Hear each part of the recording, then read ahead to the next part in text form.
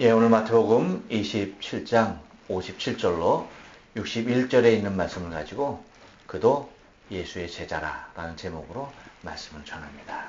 우리 다 같이 한번 인사할게요. 옆 사람 같이 하시고 앞뒤 사람 같이 하실 때 지난 한 주간 동안 평안하십니까? 인사합니다. 지난 한 주간 동안 평안하십니까? 평안하십니까? 평안하십니까?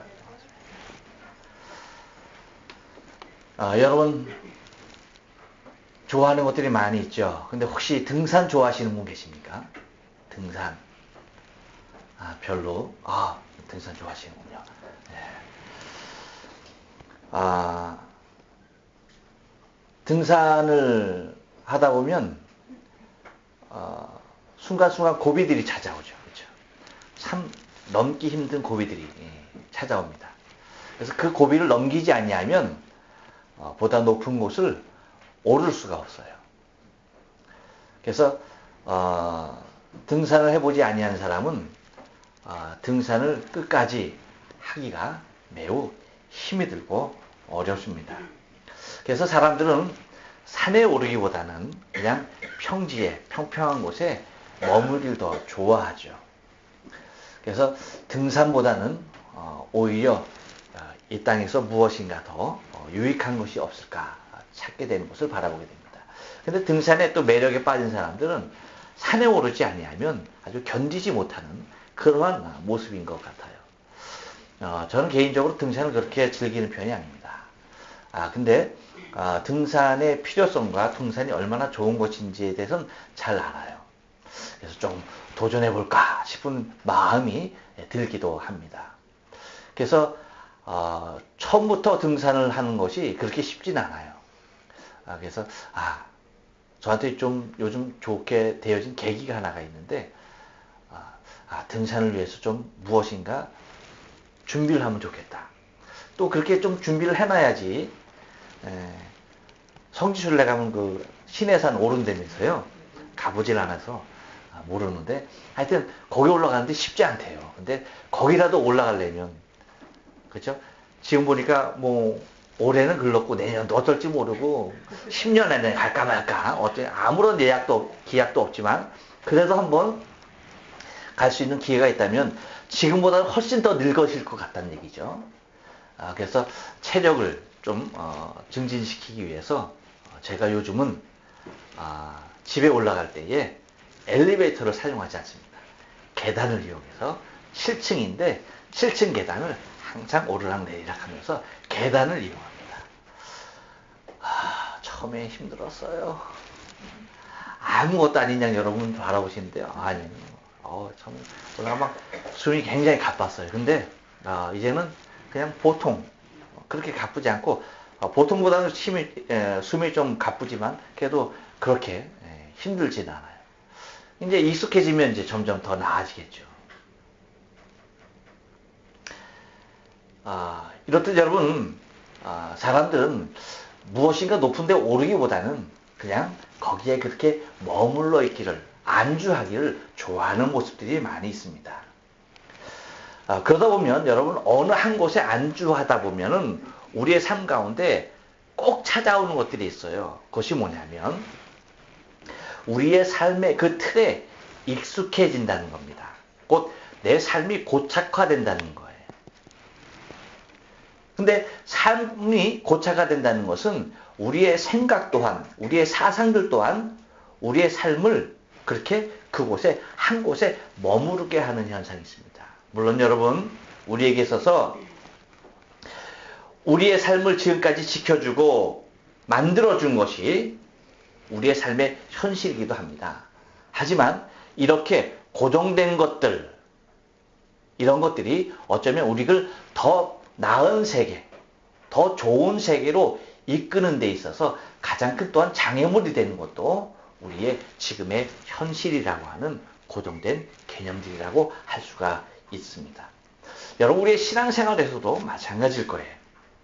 우리의 신앙생활에서도 지금의 여러 가지의 것들, 이러한 것들이 어쩌면 우리가 우리의 신앙을 지금의 우리의 신앙으로 이끌어왔지만 이렇게까지 이끌어왔던 우리의 지금의 고정된 신앙의 개념들은 어쩌면 더 나은 우리의 신앙의 나가는 데 있어서 가장 크게 발목을 잡고 있는 일들 중에 하나가 될 것입니다.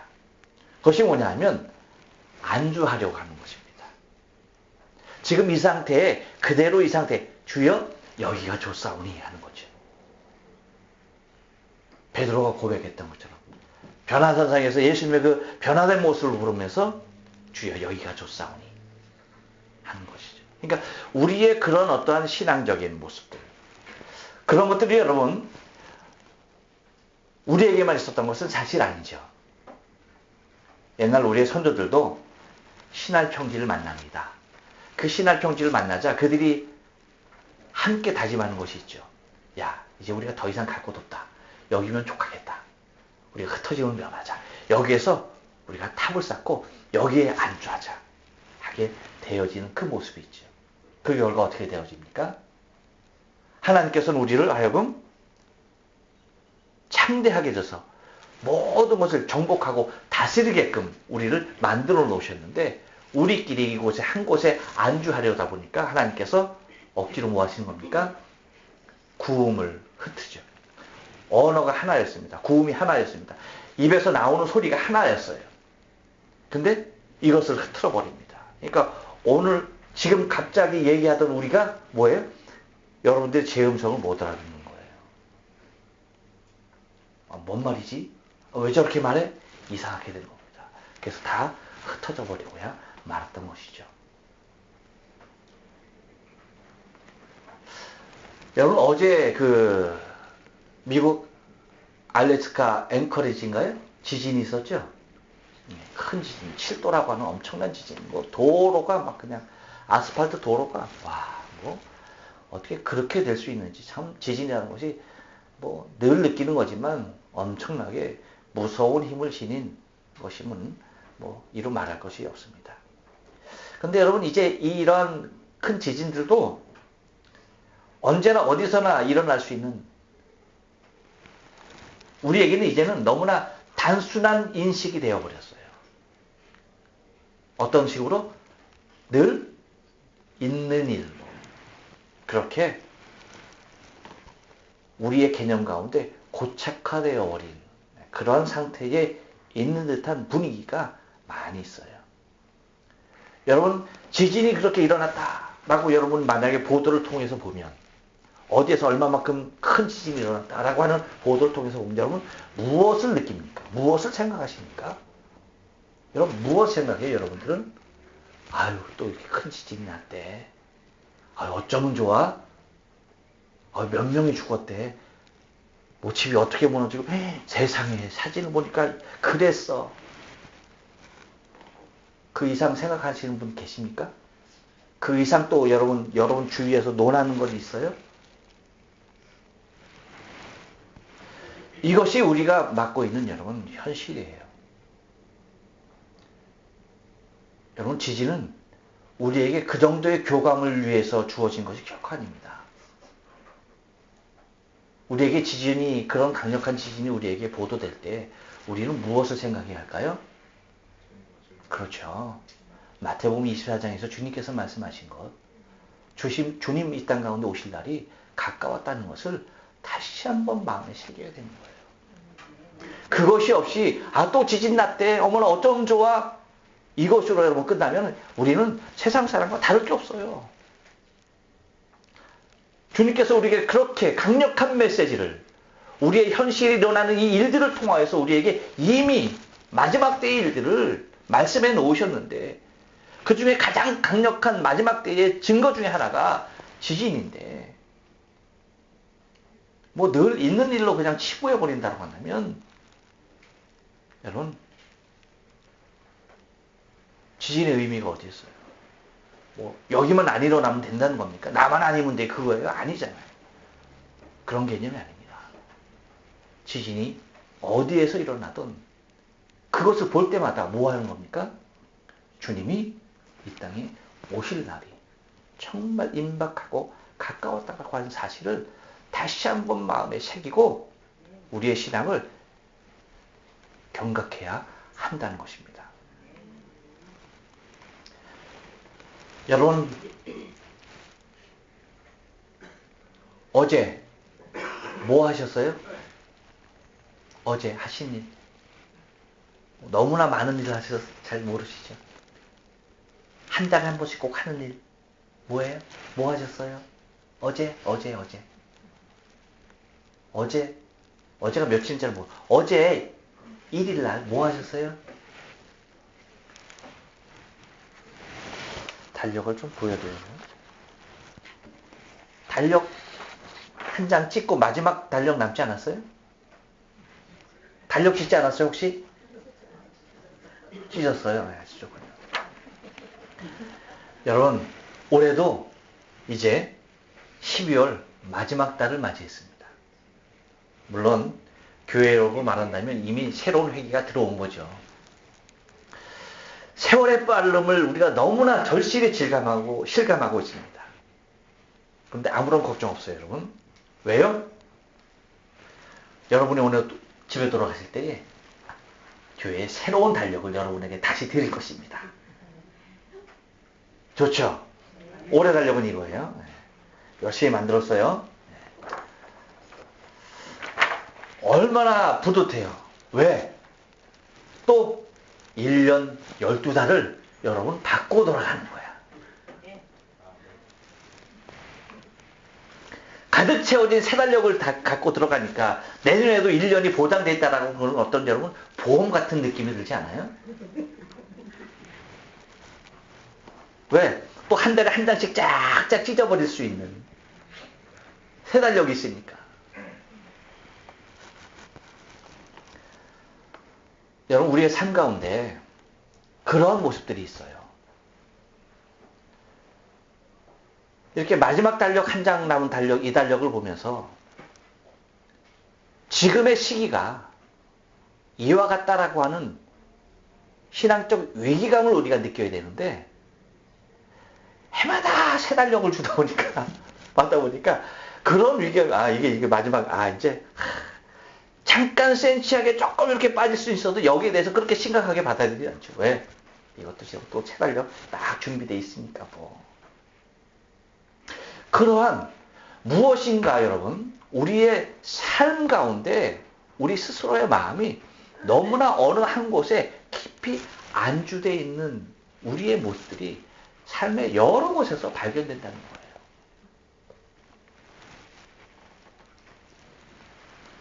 여러분 오늘 성경을 보면요 복음서에서 공통적으로 오늘 본문에 나오는 아리마대 사람 요셉을 소개하고 있습니다. 복음서 전부에서 다 소개하고 있어요. 그러니까 빠진 복음서가 없어요. 마태, 마가, 누가, 요한이 동일하게 이 아리마대 사람 요셉의 일을 기억하고 있어요. 누가는 아리마대 사람을 어떻게 소개하냐면 공회원으로 선하고 의로운 사람이었다라고 누가복음 23장 50절에서 얘기합니다. 요한은 뭐라고 얘기하고 있는 거니? 요한은 아리마대 사람 요셉을 예수의 제자라고 소개하고 있어요. 그래서 아리마대 사람 요셉을 이렇게 소개하는데 유대인을 두려워하여 은유하더니 라고 그렇게 얘기합니다. 다시 말하면 이 말씀을 여러분 다시 한번 제가 이따 후반부에 여러분 사용하기 때문에 여러분 좀 잘 들어주시기 바라요. 이 얘기가 뭐냐면 아리마대 사람 요셉이 은유했다는 얘기는 뭐야? 은밀히 숨겼다는 겁니다. 그러니까 자신이 예수를 믿는 예수의 제자였다는 그 사실에 대하여서 유대인에게 알리지 않기를 원했어요. 숨기기를 원했던 사람이에요. 그 부분을 요한이 기록하고 있어요. 그렇다고 이제 그 요한복음 19장 38절에서 기록하고 있었고요. 여러분 우리가 잘 아는 대로 오늘 본문 마태는 뭐라고 얘기합니까? 아리마대 사람 부자 요셉이라고 소개하고 있습니다. 그리고 마지막으로 의미심장한 말을 하나 사용하고 있어요. 뭐라고 사용합니까? 그도 예수의 제자라고 얘기하고 있어요. 또한 마가복음 15장 43절에서 아리마대 사람이 와서 당돌이 빌라도에게 들어가 예수의 시체를 달라 하니 이 사람은 존귀한 공의원이요 하나님의 나라를 기다리는 자라라고 그렇게 이 요셉에 대하여서 소개하고 있습니다. 그러니까 다 하나같이 복음서에서 이 아리마대 사람 요셉을 다 소개해주고 있는 것을 바라보게 됩니다. 근데 오늘 본문에서 마태가 얘기하는 것을 보면은 그도 예수의 제자라라고 그렇게 기록하고 있다는 것입니다. 제자라는 말에 너무나 마음이 와닿는 거예요. 말할 수 없는 감격이 밀려오는 거예요. 여러분, 제자라는 말은 복음서와 사도행전을 제외하면은 사실 제자라는 말은 신약성경에 딱 한 번 나옵니다. 복음서와 사도행전을 제외하면 이후에 있는 여러분 여러 가지 서신들에서는요, 제자라는 말이 한 번 딱 나와요. 그러니까 거의 나오지 않아요. 반면에 여러분, 우리에게 지금 이제 익숙한 말, 성도라는 말이죠. 그렇죠? 성도라는 말은 신약성경에 또한 구약성경에서 굉장히 보편적으로 사용하고 있어요. 그러니까 복음서에도 있고요, 서신서에서도 굉장히 많이 나오고요. 특별히 요한계시록 오면 뭐 굉장히 많이 나오죠. 어떤 말이? 성도라는 말이.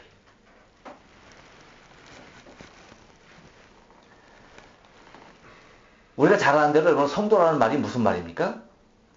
거룩한 무리라는 뜻이죠. 거룩한 무리.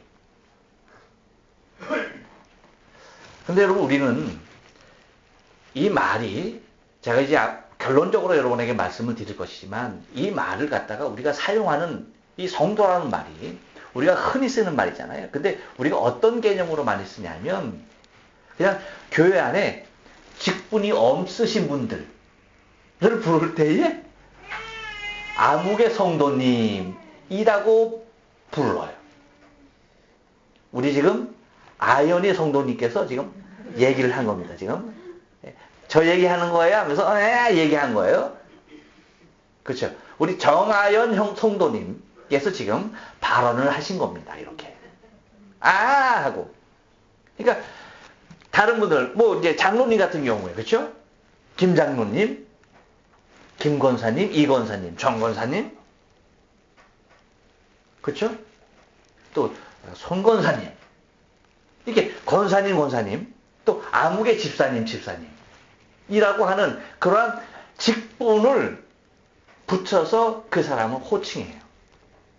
그러니까 성도라는 개념이 그래서 이렇게 우리가 한꺼번에 다 이렇게 모아서 얘기할 때에 부르는 그러한 이름으로, 그렇게 그냥 그러한 개념으로 사용을 많이 합니다. 그렇지만 여러분, 우리가 이 성도라는 이름에 너무나 깊이 도취되어져 있는 느낌이에요. 이 이름이 나쁘다는 얘기가 아닙니다. 이 이름이 절대 나쁘다는 얘기가 아니에요. 여러분, 사실 성도라고 하는 이름은 우리의 현실적인 이름과는, 우리의 현실적인 모습에서 이름으로 사용하기에는 좀 문제가 있어. 왜냐하면 성도라고 하는 이름은 미래적인 관점에서의 이름에 더 농후하게 있기 때문이에요. 그 개념이 거기에 많이 들어있기 때문에. 그러니까 지금 우리에게 있어서의 우리의 본분을 나타내는 이름이라고 하는 것은 사실은 성도보다는 어떠한 이름이 날까요? 제자라고 하는 이름이 지금 현실의 우리의 모습, 우리의 신앙관에서는요, 정말로 가장 적절한 표현입니다. 무엇이? 제자. 그도 예수의 제자라. 저도 뭐예요? 예수의 제자라. 우리 옆 사람에게 얘기해줍니다.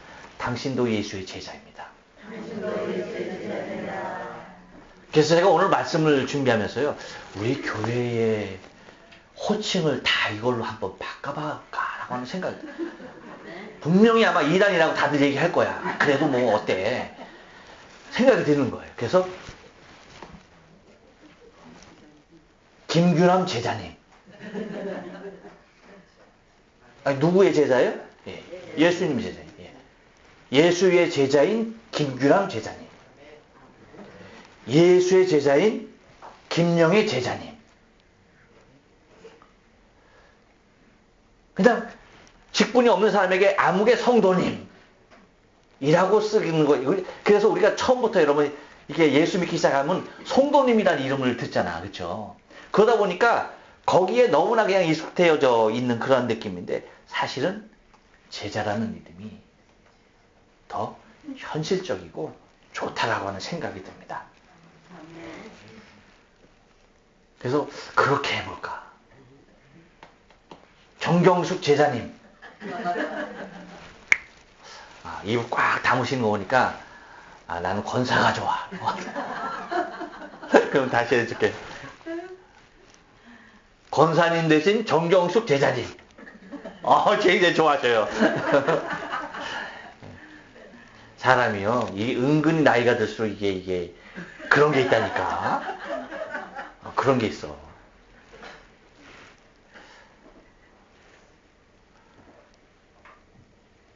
아무튼 그도 예수의 제자다라고 하는 이 말이 얼마나 좋은지요. 사실 여러분,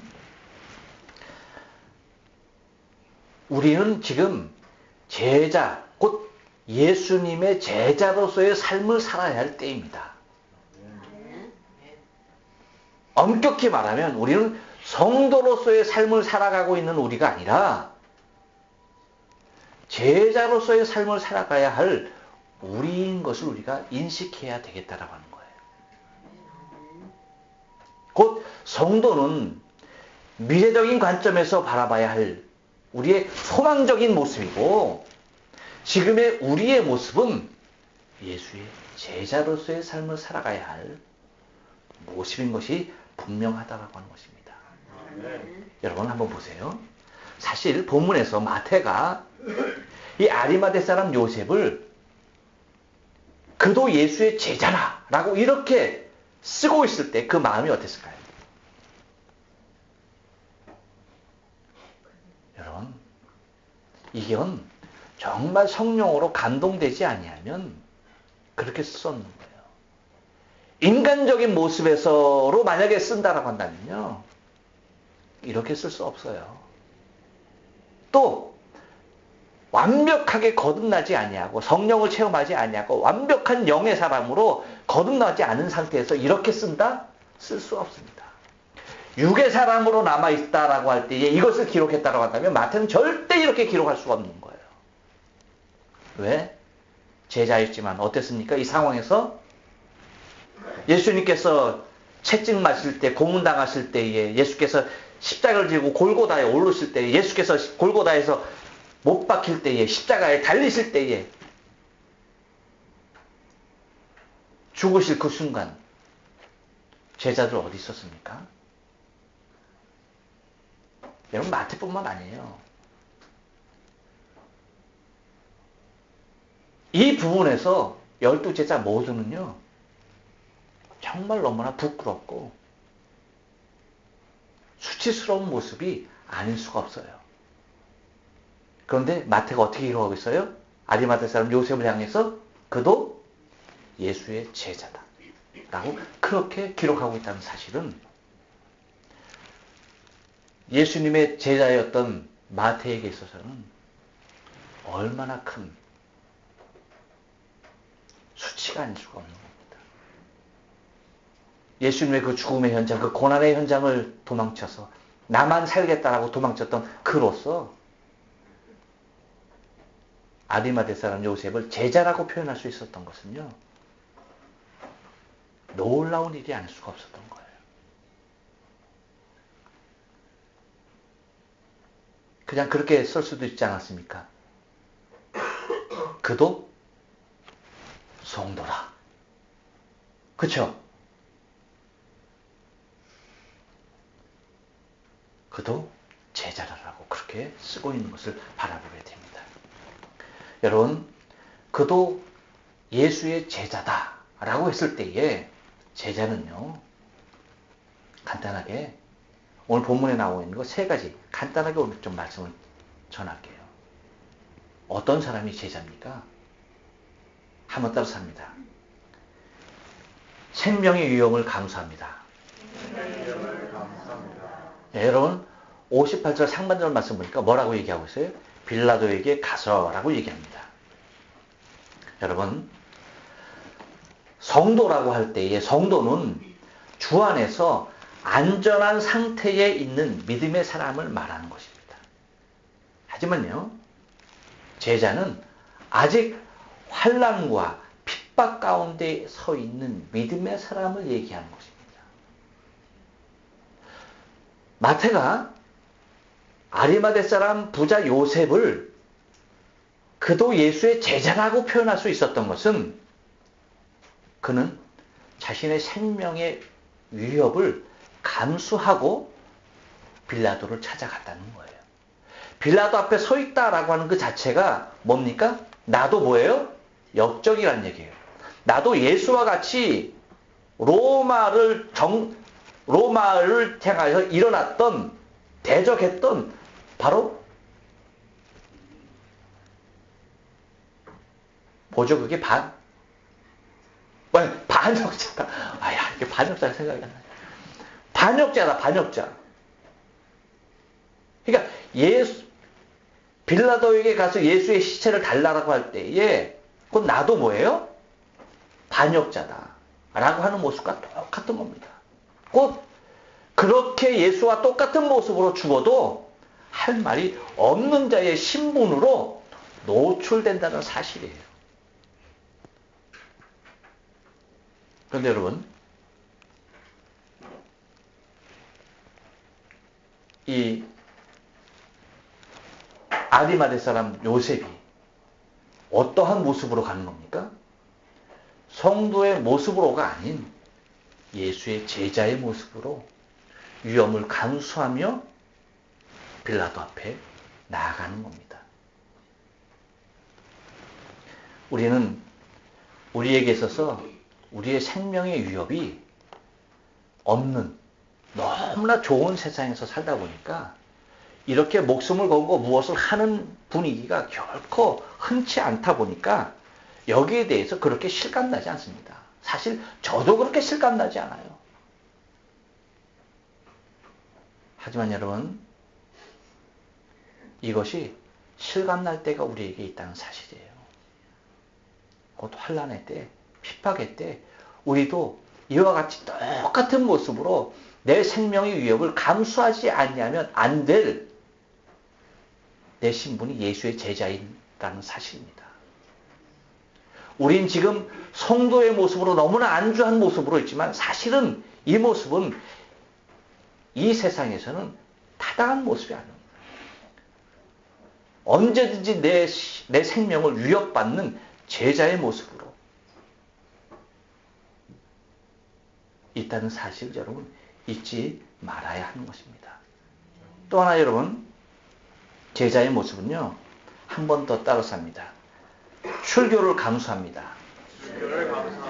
예, 여러분 58절 상반절 말씀 보니까 이렇게 얘기해요. 예수의 시체를 달라 하니라고 그렇게 얘기하고 있습니다. 다시 한번 말씀드릴게요. 여러분, 성도는요, 안전한 생명 공동체 안에서 있는 완전한 지체를 가리키는 말입니다.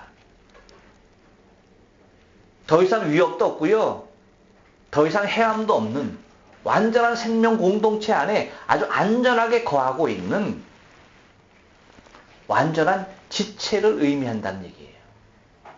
하지만 여러분, 제자는요, 그런 완전한 생명 공동체 안에 거하고 있는 모습이 아니라 제자는요, 더 많은 생명 공동체를 위하여서 이 공동체 밖에서 열심히 수고하고 있는 자들을 표현하고 있다는 사실이에요. 그렇다고 자기가 공동 생명체 밖에 있다는 얘기는 절대 아닙니다. 이 공동 생명체를 더욱더 확장시키고 더욱더 크게 하기 위해서, 하나님의 나라를 더 왕성케 하기 위해서 수고하고 있는 자의 모습이 뭐예요? 제자의 모습인 것입니다. 그래서 여러분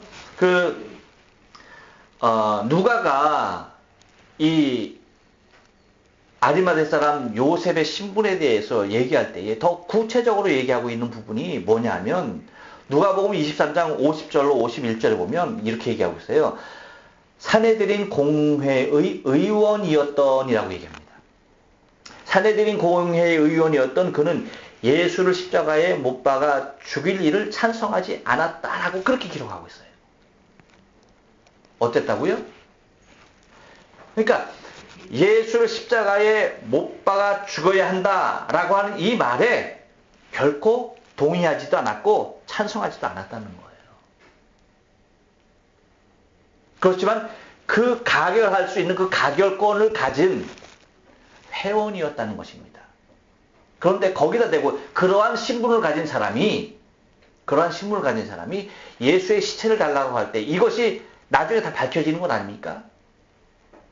아까 여러분에게 말씀드린 대로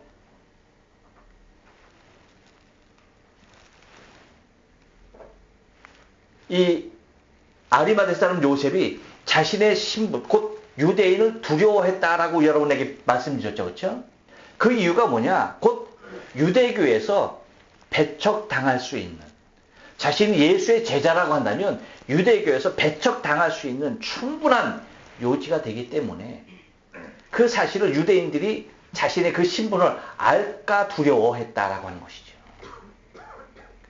그런데 뭐 하는 겁니까? 이제는 더 이상 그 안에 안전하게 거하는 성도의 신분에서 벗어나서 이제는 출교를 당해도 된다라고 하는 예수의 제자로서의 신분의 모습으로 예수의 시체를 달라고 하는 것입니다.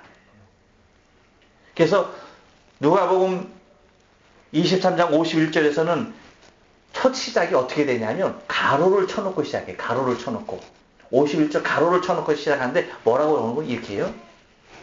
저희의 결의와 행사에 가타하지 아니한지라. 그러니까 그 사내들인 공회에서 예수를 십자가에 못 박아 죽이겠다라고 그렇게 결정을 내릴 때에 거기에 대하여서 저희가 그렇게 결의할 때에 그 결의나 또한 그것을 행사할 때의 그 행사에 가하다라고 찬성표를 던지지 않았다는 겁니다.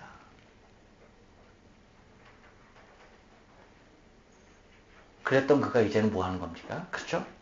담대하게 빌라도 앞에 서서 예수의 시신을 달라라고 외치는, 언제든지 사내들인 공회원이라고 하는 그 신분을 박탈당할 수 있는 그러한 모습임에도 불구하고 뭐 하는 겁니까?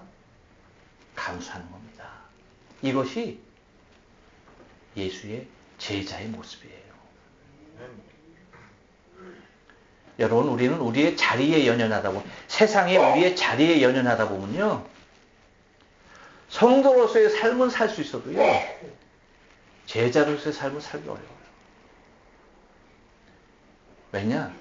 제자는요, 타협하면서 사는 것이 제자가 아니거든요. 싸우면서 사는 사람이 제자이거든요. 세상의 흑암의 세력과 대적해서 싸우는, 그러면서 살아가는 사람들이 누굽니까? 제자이거든요. 그렇기 때문에 자신의 신분에 연연치 않냐고 그것을 출교당할 수 있는, 그러니까 지금까지 쌓아온 모든 것들이 한꺼번에 다 무너지는 것도 감수하고 예수의 시체를 달라라고 요구하는 것입니다. 또 하나 여러분, 제자는요 한 번 더 따라 삽니다. 재산을 감수합니다. 여러분 59절 60절 말씀 보니까 이렇게 얘기해요. 요셉이, 다 같이 한번 읽습니다. 시작. 요셉이 시체를 가져다가 바위 속에 판 자기 새 무덤에 넣어두고 라고 그렇게 얘기합니다. 다시 한번 말씀드릴게요. 여러분, 성도는 믿음 가운데 하나님이 주시는 축복을 누리는 자의 개념입니다. 그렇죠? 하지만 여러분, 제자는요, 자신의 모든 것을 주를 위하여서 불사르고 주를 따르는 자의 개념이에요. 달라요. 곧 아리마대 사람 요셉이 부자였죠. 그런데 자신의 무덤을 예수님 앞에 내어놓습니다. 그리고 세마포로 예수님의 시신을 안장합니다. 그러니까 자신의 재산적인 그 모든 것이 결코 제자로서의 삶을 살아갈 때에 결코 더 이상 아깝거나 아니면 남겨두어야 할 몫으로 남아있지 않다는 겁니다. 우리가 잘 알다시피 예수님이 안치된 무덤은 이 새 무덤이라고 표현되는 이 무덤은 누구의 무덤이었습니까? 누구를 위하여 준비한 것이었습니까? 네. 아리마대 사람 자신, 요셉 자신을 위하여서 준비해둔 무덤이었어요. 그런데 그것을 뭐 하는 겁니까? 예수의 시신으로 거기다가 넣어두는 것을 바라보게 됩니다. 곧 이렇게 살아갈 때의 제자의 삶은 무엇이냐라고 할 때 여러분 제자의 삶은 철저하게 하나님의 말씀을 성취하는 자의 삶 그리고 예수 그리스도의 명령을 준행하는 자의 삶을 살아가는 사람들이 예수의 제자다라고 하는 것입니다. 여러분 비록 아리마대 사람 요셉이 자신의 무덤을 예수에게 드리고 있지만 이것은 결과적으로 뭐 하는 겁니까? 하나님께서 이미 이사야를 통하여서 말씀하신 그 말씀을 이루는 모습으로 자신의 무덤이 사용되어지고 있는 것을 바라보게 됩니다. 이미 이사야를 통해서 예언해 놓으신 거예요. 그렇게 사용되어지고 있는 겁니다. 그 제자의 삶은 그거예요. 내 인생 전부가 하나님의 말씀을 이루고 주의 뜻을 준행하면서 살아가는 자의 삶의 모습이 제자라고 하는 것입니다. 누구의 제자? 예수의 제자라는 것입니다.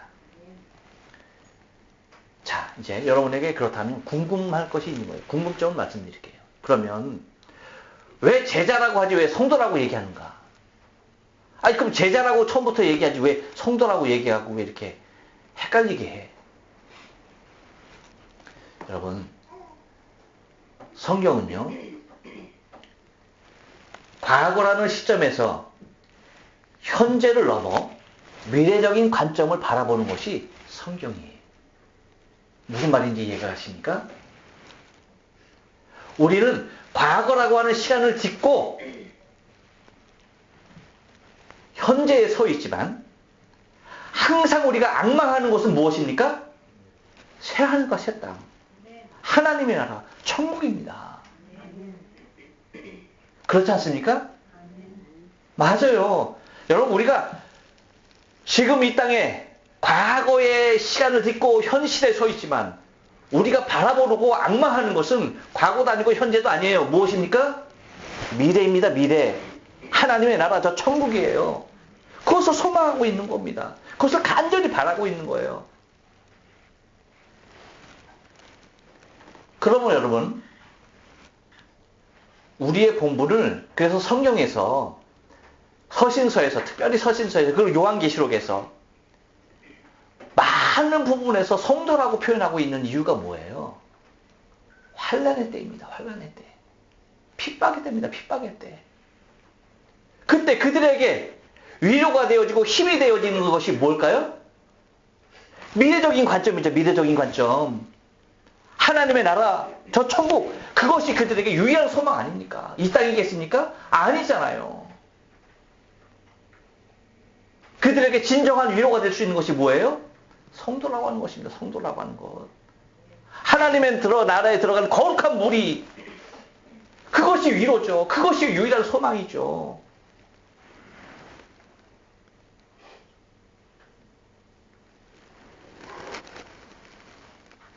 그러니까 그들에게 미래적인 관점을 심어줌으로 말미암아서 그들의 현실을 타개할 수 있는 그들의 현실, 고난이라고 하는 이 엄청난 핍박이라고 하는 생명의 위협이라고 하는 한꺼번에 모든 것을 다 잃을 수 있는 이러한 불안한 삶에 대하여서 그들에게 확신을 주고 성도라고 하는 이름으로 뭐 하는 겁니까? 하나님의 나라에 대한 소망을 주는 것이죠.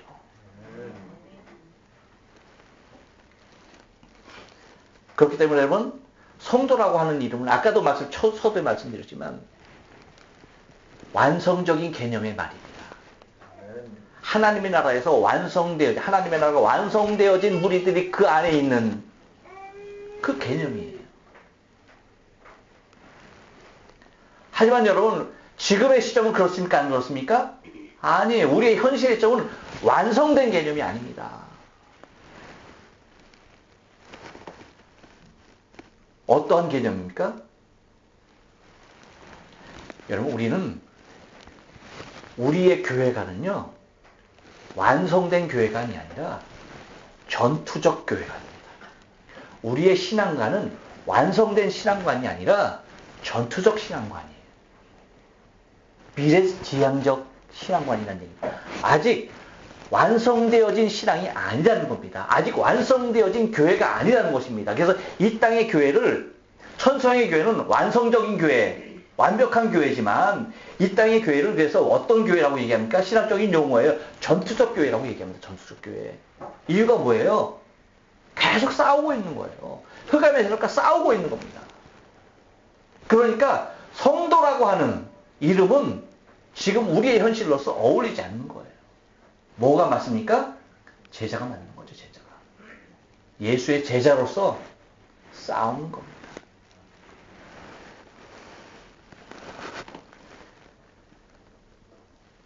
이렇게 전투적 교회관과 전투적 신앙관을 가진 예수님의 제자라는 사실을 우리가 잊지 말아야 한다는 것입니다. 그래서 완성적인 교회관과 완성적인 신앙관에 합당한 이름인 성도로서 우리가 오늘을 산다고 한다면 어울리지 않는 거예요. 마치 전쟁터에 나가려고 하는데 사울이 다윗에게 무엇을 입히는 겁니까? 자신의 완벽한 뭐예요? 갑옷을 입히는 거예요. 그 갑옷을 입고 싸우려니까 뭐 하는 거예요? 불편한 거예요. 벗어버려야 하는 겁니다. 우리가 하나님의 나라, 그 나라를 우리가 소망하는 것은 성도의 모습이지만, 그렇죠? 지금 싸워야 하는 우리의 입장은 성도가 아닌 무엇으로 싸우는 겁니까? 예수의 제자로서 싸워 나간다는 사실을 잊어서는 안 돼요. 그래서 여러분, 우리가 미래에 갖게 되어질 성도라고 하는 것은 미래에 갖게 되어질 우리의 몫이지만